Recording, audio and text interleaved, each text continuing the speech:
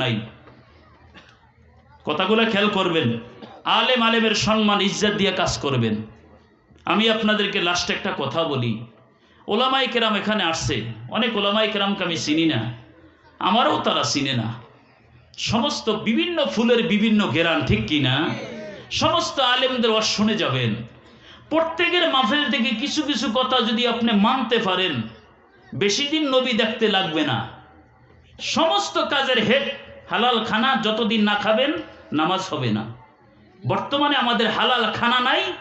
আমি মাঝে মাঝে টেনশন করি, ইমাম আজম যদি চক্ষু বন্ধ করে রসুলের দিদার করতে পারে, আমরা কেন পারি না?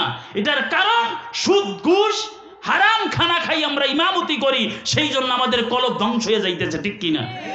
কে বেজার হলেন, কে খুশি নোট দেখার টাইম নেই আমার। হালাল হারাম বাইসা খাইবেন, 5 ওয়াক্ত নামাজ পড়বেন, কারো ক্ষতি করবেন না, বাপমার খেজমত করবেন। অনুরোধ আমি আপনাদেরকে বলে যাই, কিয়ামতের ময়দানে রসুলের সামনে কি নিয়ে দাঁড়াবেন? রসুলের উম্মত যদি নামাজ না পড়ে, হালাল হারাম বাইসা না খায়, কি নিয়ে রসুলের সামনে দাঁড়াইবেন? আর একটা কথা হলো, যারা এখানে আছেন, আমি একটা ইসলামী সঙ্গীত, আমার একটা বই আছে, যদি প্রয়োজন হয় নিয়ে যাইয়েন।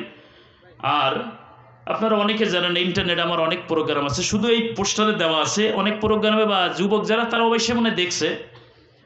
দোয়া করবেন, এইটা দুনিয়ায় যতদিন আছি, যেদিন চলে যাব মুমিন হইয়া যে যাইতে পারি, আমার জন্য আপনারা দোয়া করবেন, আমি আপনাদের জন্য দোয়া করি।